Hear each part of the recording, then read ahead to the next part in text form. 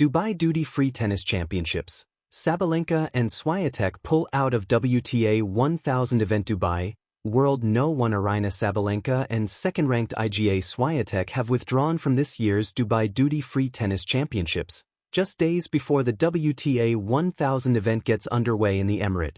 The tournament, now in its 26th edition, is scheduled to run from February 15 to 21. Sabalenka's withdrawal brings to an end a remarkable 9-year run of consecutive appearances in Dubai, while Swiatek's decision follows a change in her competitive schedule. Their absence removes the top 2 players in the world rankings from the draw but leaves a strong field still intact. Sabalenka withdraws. Sabalenka, a 4-time Grand Slam winner, reached her 4th Australian Open final last month. The Belarusian has been a regular feature at Dubai's flagship WTA event, building a close connection with the tournament over nearly a decade. "I'm really sorry I have to withdraw from Dubai," Sabalenka said. "I have such a special connection with the tournament, the fans and the city. Unfortunately, I am not feeling 100%, but I hope to be back next year and wish the tournament a great event." Her consistent presence in Dubai has made her one of the event's most recognizable figures in recent seasons. This year would have marked her 10th straight appearance at the tournament.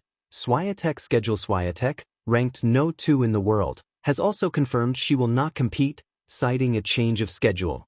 The Polish star was runner-up in Dubai in 2023 and has been a prominent contender at the WTA 1000 level over the past few seasons. "I am sorry to announce that I will not be playing Dubai this year due to a change of schedule. I hope I will come back next year to experience the great tournament. See you guys in Indian Wells," Swiatek said. Her decision follows a busy early season calendar and shifts the spotlight to upcoming events on the tour. Dubai Duty-Free Tennis Championships tournament organizers expressed disappointment at the late withdrawals but extended their support to both players. "We are sorry that Aryna and IGA have both withdrawn from this year's tournament. They both have huge amounts of followers here in Dubai, and we were looking forward to seeing them competing on our courts once again.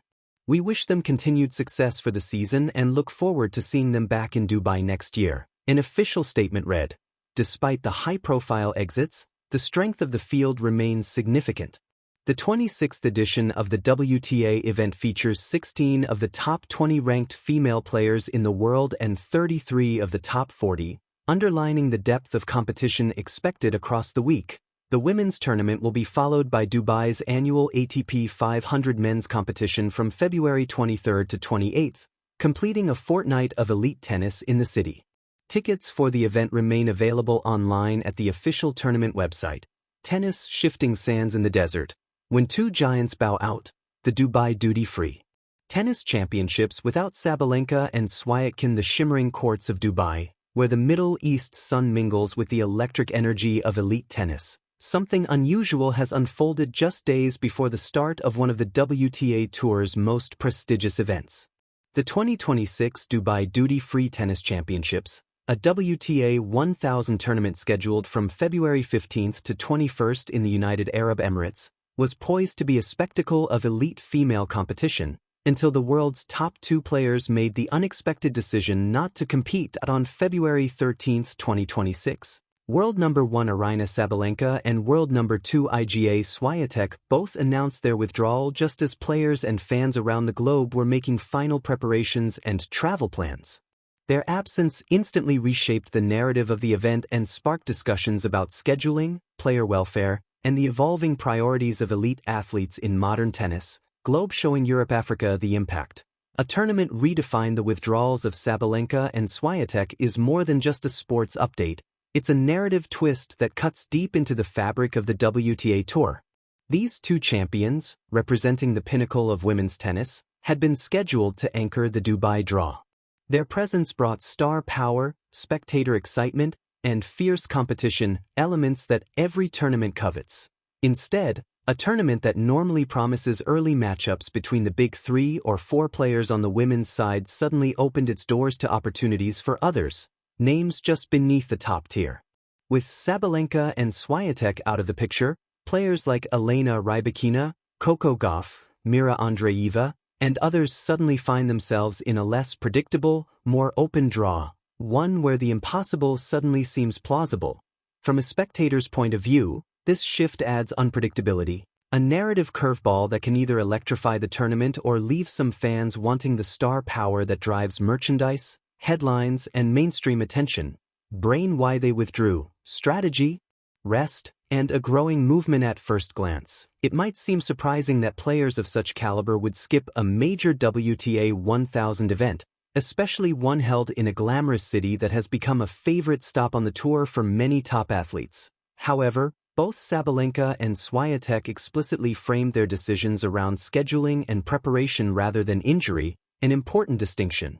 Sabalenka said she was not feeling 100% and expressed regret at not participating, emphasizing her connection to the tournament, its fans, and the city. Swiatek cited a change of schedule as her reason for declining Dubai this year and vowed to return in the future. These statements hint at something more nuanced than a simple last-minute medical issue. They point to a broader discussion among elite athletes about how to balance tournament obligations, personal health, peak performance goals, and the long grind of the season. Puzzle piece: a strategic shift. Tennis is perhaps the most demanding individual sport when it comes to travel and playing schedule. Top players like Sabalenka and Swiatek spend almost the entire calendar year competing across continents, often with little time to rest, recover, or train with a focus on specific areas of their game. A growing trend among elite players is to curate their calendars more deliberately, choosing which tournaments to contest and which ones to forego, even at the cost of ranking points and potential fines. This mindset is partly inspired by concerns about physical strain, burnout, and a desire to peak at the biggest events, particularly Grand Slams and the most consequential WTA 1000 tournaments like Indian Wells, Miami, and the year-end finals. Both Sabalenka and Swiatek have already voiced concerns about schedule congestion and the pressures of mandatory event participation.